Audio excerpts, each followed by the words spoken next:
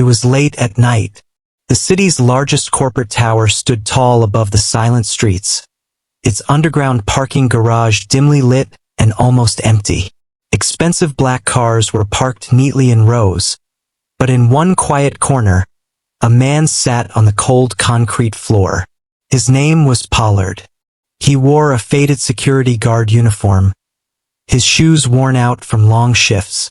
Beside him sat a small, flickering flashlight lantern. In his hands, an old, heavy book on business management.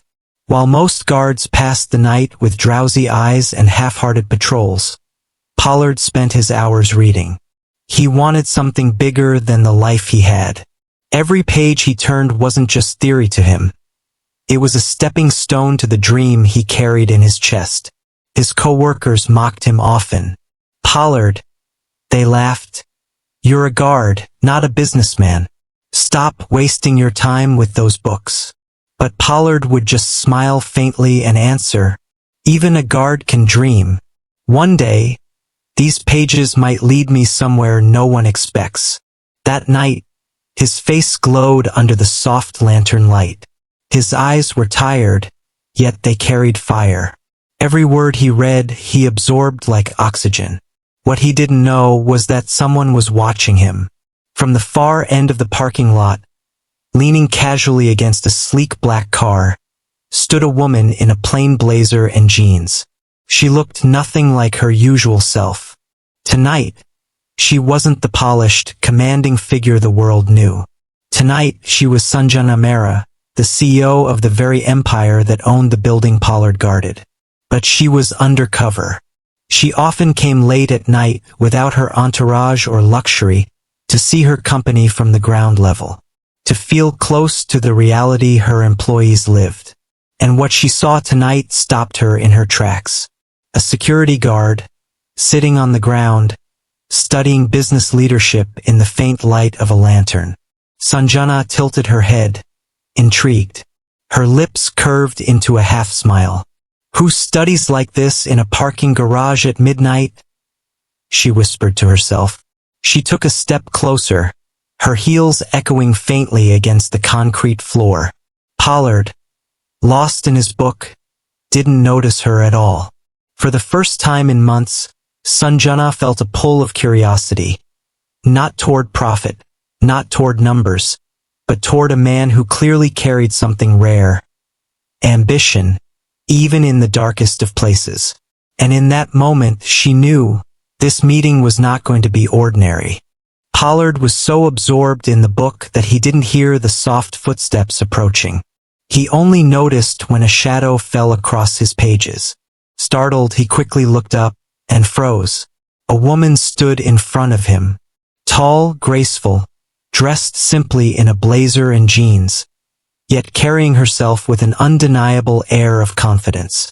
Her eyes, sharp and intelligent, rested on him with a hint of curiosity. Pollard immediately scrambled to his feet. "Ma'am, I'm sorry," he stammered, closing the book. I was just..." The woman raised a hand, stopping his nervous explanation. "It's all right," she said, her voice calm, smooth, almost musical. "I didn't mean to scare you." Pollard blinked, unsure of what to do. No one ever came to the parking lot at this hour. "Are you lost?" he asked politely, his security guard instincts kicking in. She smiled faintly, shaking her head. "No, I was just walking through and happened to notice something unusual." Her eyes flicked toward the book still in his hands. "Most guards I see spend their shifts scrolling on their phones, half asleep. But you're reading business strategy by lantern light." Pollard's ears burned. He clutched the book awkwardly. "It's just something I do to pass the time," he said quickly, embarrassed. "Really?" Her eyebrow arched, amused.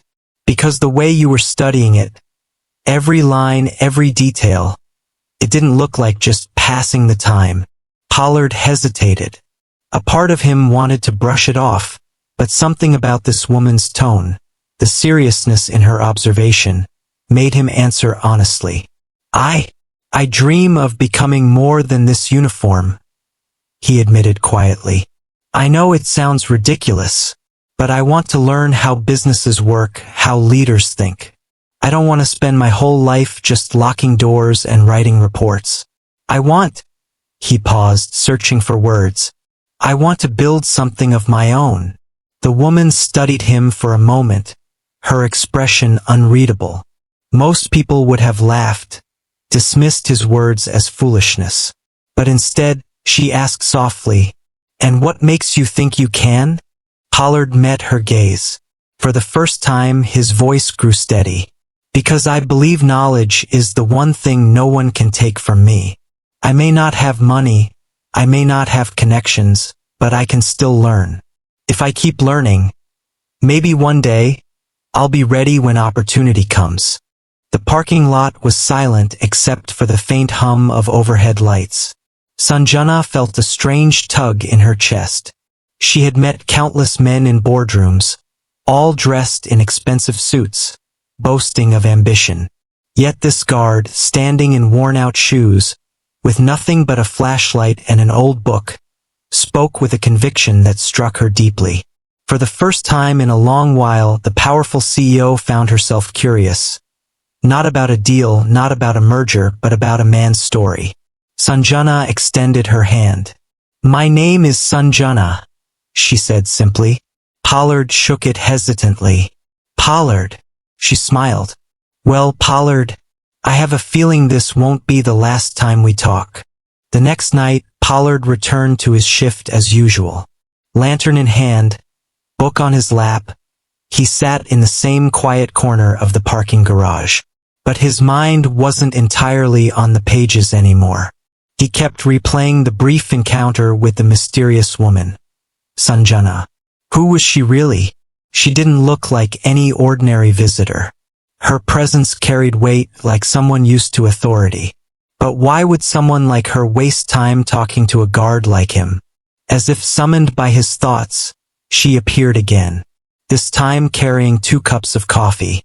"You look like you could use this," she said casually, offering 1 cup. Pollard blinked in surprise. "You came back." She sat down on the low step beside him, as though it were the most natural thing in the world. "Of course. You intrigue me, Pollard. Not many people talk about ambition the way you do. So I thought I'd hear more." Pollard hesitated, then accepted the coffee. He didn't know why, but something about her presence made him feel both nervous and strangely comfortable. "So," Sanjna said, sipping her drink, "tell me, if you had the chance to run a business, what would you do differently from the people you've read about?" Pollard frowned, thinking carefully. "Well, most of the books talk about profits, about efficiency, but I think a good business should start with people. If you take care of people, the workers, the customers, the business takes care of itself." Sanjna tilted her head, intrigued. "That's not what most ambitious men say." Pollard chuckled softly. "Maybe that's why most businesses fail when times get hard. They forget people aren't machines." The words struck her more than he knew. In boardrooms, Sanjna often fought with directors who only cared about the bottom line. Hearing the same belief from a guard in a basement felt surreal. She leaned closer. "And if I told you I could arrange for you to meet someone important, someone who could give you a chance, what would you say?" Pollard's eyes widened. "Someone important? Why would they care about me?" "Why not?" Sanjna countered smoothly.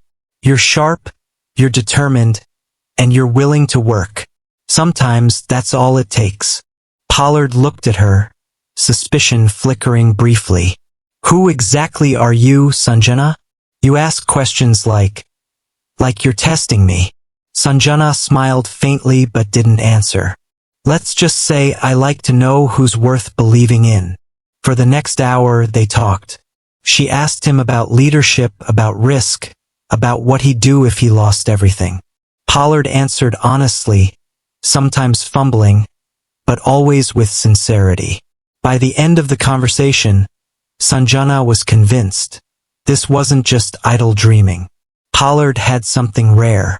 As she stood to leave, she said softly, "Be ready, Pollard. Life has a way of testing people who dare to dream. And when that test comes, I hope you're prepared." Pollard watched her walk away, heart racing.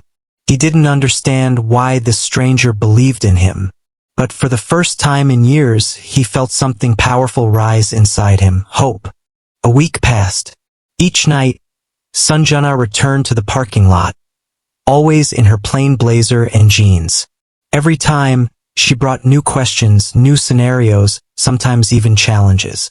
One night she asked, "If you had only one worker and 10 tasks, what would you do?" Another night, "If your company was losing money, would you cut jobs or find another way?" Pollard answered the best he could. Sometimes clumsy, sometimes hesitant, but always honest. And each time, Sanjna found herself more impressed. This was no ordinary guard. His mind carried ideas most trained executives lacked. Finally, one Friday night, Sanjna arrived with a different energy. She wasn't in casual clothes this time. She wore a sleek black suit, her hair tied back, and her presence sharper than ever. The entire garage seemed to shift as she walked toward Pollard. Pollard stood up immediately, startled. "Sanjna? You look different." She smiled faintly. "That's because tonight, you'll see who I really am." Before he could speak, the sound of footsteps echoed. Several men and women in formal attire entered. Assistants, directors, and managers Pollard had seen only from afar during corporate events. They stood respectfully behind her. Pollard's eyes widened. His heart thudded in his chest. "Wait, they're bowing to you?" Sanjna turned to him, her voice calm yet powerful. "My name is Sanjna Mehra, CEO of this entire company. This building, these cars, this empire, you've been guarding it all these years. But you never realized its owner has been sitting beside you every night." Pollard felt the ground tilt beneath him. The coffee cup slipped from his hand, shattering on the concrete. You're the CEO?" His voice was barely a whisper. "Yes," she said firmly. "And I've been watching you, Pollard. Not just how you do your job, but how you dream. You have ideas men in suits fail to express.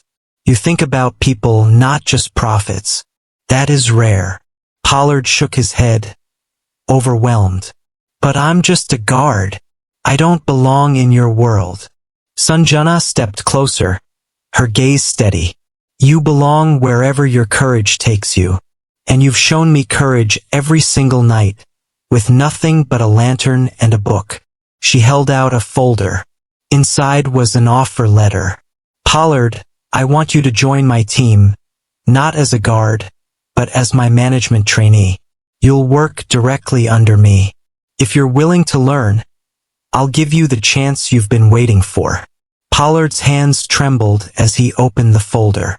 His dream, the thing everyone mocked him for, was suddenly real. Tears welled in his eyes. "Why me?" Sanjna's smile softened. "Because sometimes, the brightest minds aren't found in boardrooms. They're found in the quiet corners, still fighting for their dream. You reminded me why I built this company, not just for profits, but for people with potential." The entire parking lot seemed to glow brighter than the lantern he once relied on. That night, Pollard's life changed forever. From a guard with a book to a man with an opportunity, and all because an undercover CEO chose to believe in him. Glowing star, end of story. Glowing star.